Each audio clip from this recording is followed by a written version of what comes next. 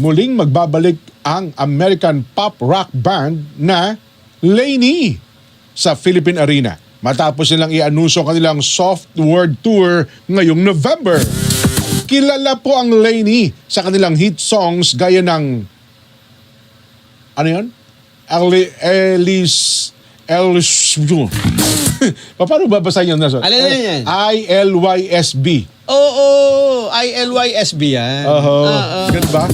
I Malibu love Nights. you since birth. Ibig sabihin yan. Ganon?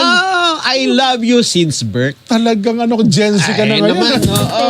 Ngayon po, ILYSB. Oh, I love you since birth.